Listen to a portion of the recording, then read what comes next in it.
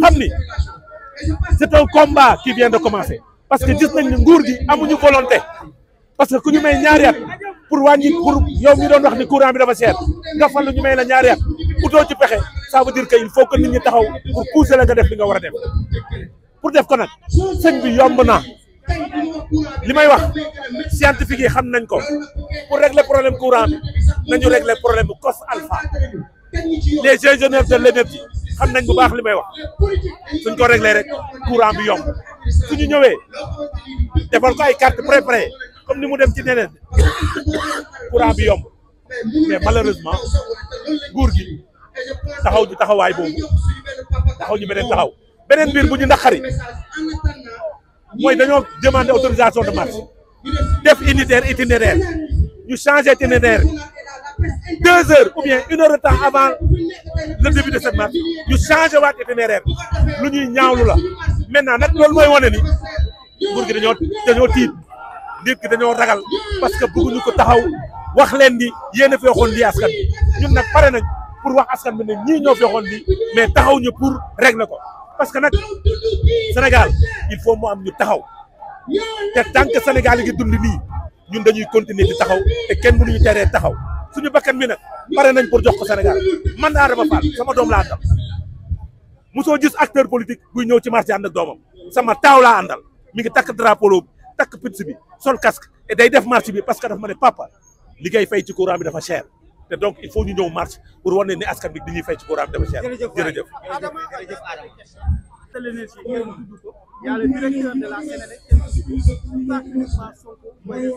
xam nga dans toute activité di nga gis ñu ñëw andi yeneen slogan mais terewul nous sommes là pour l'électricité ñooñu am nañ ci droit ki wax Sonko dégage ko am na droit ndax di Sonko dégage bu ñu tere nit ki am liberté am ki wax Sonko dégage am na Sonko dégage am na droit am wax Sonko dégage mais man waxuma Sonko dégage moi je dis Diomaye ak Sonko ils n'ont qu'à dégager directeur amuñu pexe c'est la responsabilité de l'État c'est la responsabilité de l'État c'est la responsabilité du président de la République Diomaye Faye moo war a wàññi courant bi du Sonko ah Diomaye Faye la su jëlee décision wàññaas courant bi nit mënul fexe ba courant bi di wàcc ab bouton la bu ñuy bës courant bi wàcc wallahi li may wax wallahi bouton la bu ñuy modifier courant bi wàcc li nga xam ni mooy li FMI mës a bëgg mooy dindi leen subvention yi moo waral yokk bi parce que subvention nañ dem ba ci kanam. Adama Fall tolluwaay réew mi au-delà de Sonko dégage au-delà de l'électricité y a les dossiers judiciaires Farba Ngom nee nañ état de santé bi mayatu ko mu nekk kaso ay mbokkam semaine bi dinañ mars suba incha allah dinañ mars fii incha allah Bougane Gueye déposé na plainte ci affaire bi 10 milliards paquet yi alors loolu yëpp mu nekk actualité boo ci doon xam lan lay doon. man daal li ma xam mooy réew mi pëccëxoo na parce que tamit nag au bout de 20 mois de gestion du pouvoir mu ñëw gis buur goo xamante ni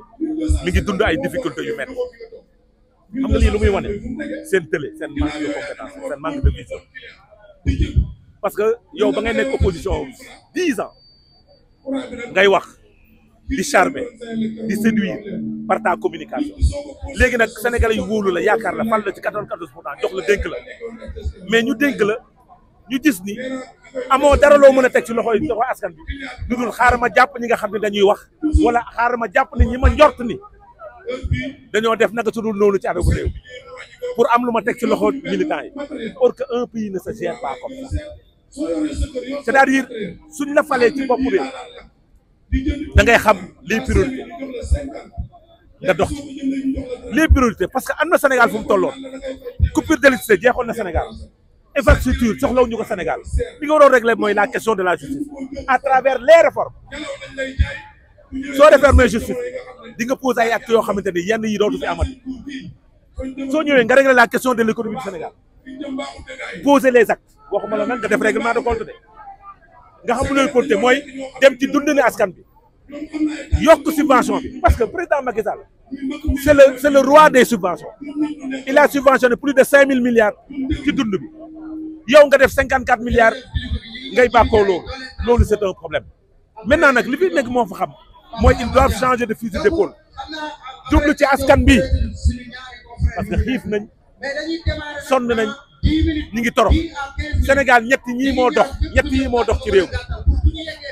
cimetière ya kaso yooyu ak hôpital yi ñett yi moo dox nit ñi feebar nañ ña ngay dem ci hôpital ya nit ñi sonn nañ ña ngay dee di dem cimetière ya ku wax ñu jàppale tëj kaso. lan moo waral tey ji sa teewaat li nga xam ne mooy marché bi. Sénégal naji mooy Sénégal jommi na fa laa yem Sénégal naji Sénégal jommi na. loolu mooy sa slogan quoi. Sénégal naji mooy Sénégal jommi na loolu lay tekki Sénégal naji mooy jommi na mooy Sénégal jommi na Sénégal naji waaw nañ xam ne Sénégal naji jënd Sénégal. mbégte kër gi